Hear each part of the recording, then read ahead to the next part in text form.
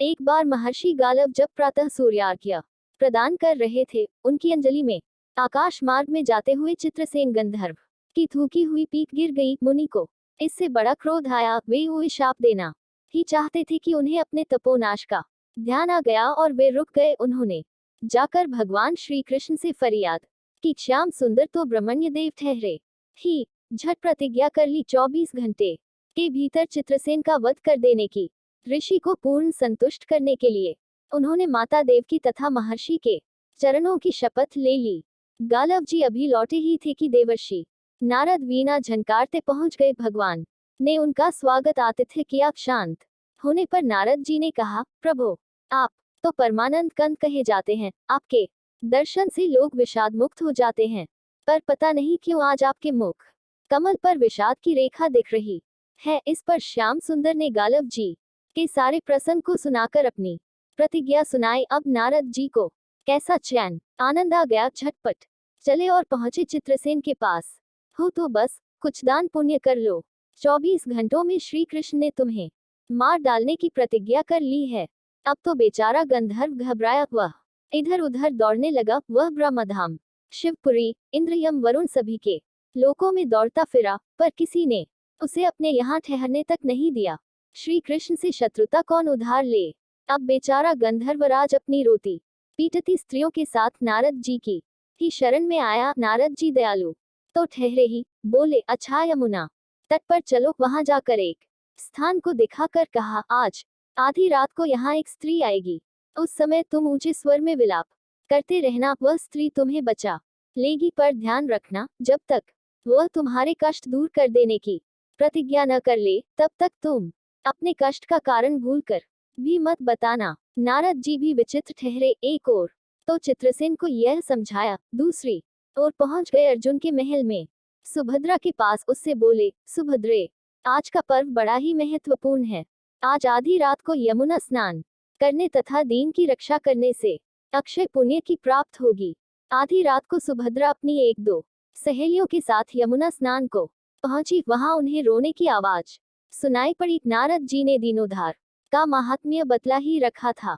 सुभद्रा ने सोचा, चलो अक्षय पुण्य लूट ही लूं। वे तुरंत उधर गई तो चित्रसेन रोता मिला। उन्होंने लाख पूछा, पर वह बिना प्रतिज्ञा के बतलाया ही नहीं। अंत में इनके प्रतिज्ञाबद्ध होने पर उसने स्थिति स्पष्ट की। अब तो यह सुनकर सुभद्रा बड़े धर्म संकट और असमंजस में पड़ गई। एक ओर श्री कृष्ण की प्रतिज्ञा, वह भी ब्राह्मण के ही के लिए, दूसरी ओर अपनी प्रतिज्ञा। अंत में शरणागत त्राण का निश्चय करके वे उसे अपने साथ ले गईं। घर जाकर उन्होंने सारी परिस्थिति अर्जुन के सामने रखी। अर्जुन का चित्रसेन मित्र भी था। अर्जुन ने सुभद्रा को सांत्वना दी और कहा कि तुम्हारी प्रतिज्ञा पूरी होगी। नारद जी ने इधर जब यह सब ठीक कर लिया, तब द्वारका पहुंचे और श्री कृष्ण से कह दिया कि महाराज, अर्जुन ने चित्रसेन को आश्रय दे रखा है, इसलिए आप सोच विचार कर ही युद्ध के लिए चले। भगवान ने कहा, नारद जी, एक बार आप मेरी ओर से अर्जुन को समझाकर लौटाने की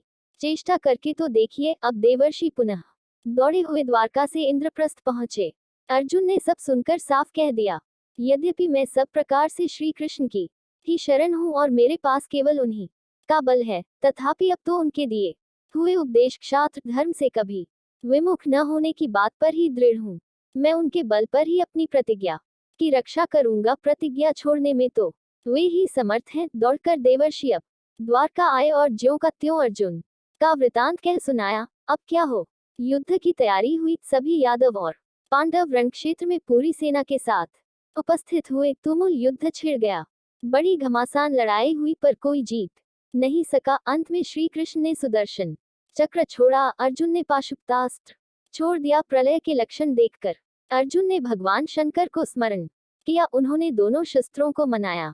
फिर वे भक्तवत्सल भगवान श्री कृष्ण के पास पहुंचे और कहने लगे, प्रभो, विस्मयादिबोधक चिन्ह, राम सदा सेवक रुचि राखी। वेद पुराण लोक सब राखी। भक्तों की बात के आगे अपनी प्रतिज्ञा को भूल जाना तो आपका सहज स्वभाव है। इसकी तो असंख्य आवृत्तियां हुई होंगी। अब तो इस लीला को यही समाप्त कीजिए। बाण समाप्त हो गए। प्रभु युद्ध से विरत हो गए। अर्जुन को गले लगाकर उन्होंने युद्धाश्रम से मुक्त किया। चित्रसेन को अभय किया। सब लोग धन्य धन्य कह उठे, पर गालव को यह बात अच्छी नहीं लगी। उन्होंने कहा, यह तो अच्छा मजाक रहा। स्वच्छ हृदय के ऋषि बोल उठे, लो मैं अपनी शक्ति प्रकट करता हूँ। मैं कृष्ण, अर्जुन, सुभद्रा समेत चित्रसेन को जला डालता हूँ। पर बेचारे साधु ने ज्यों ही जल हाथ में लिया, सुभद्रा बोल उठी, मैं यदि कृष्ण की भक्त हूँ और अर्जुन के प्रति मेरा प्रतिव्रत्य पूर्ण हो तो यह जल ऋषि के हाथ से पृथ्वी पर न गिरे। ऐसा ही हुआ। गालव बड़े लज्जित हुए। उन्होंने प्रभु को नमस्कार किया और वे अपने स्थान पर लौट गए। तदनंतर सबो अपने अपने स्थान को पधारे। अगर आपको यह वीडियो पसंद आया हो तो हमारे चैनल को सब्सक्राइब करें।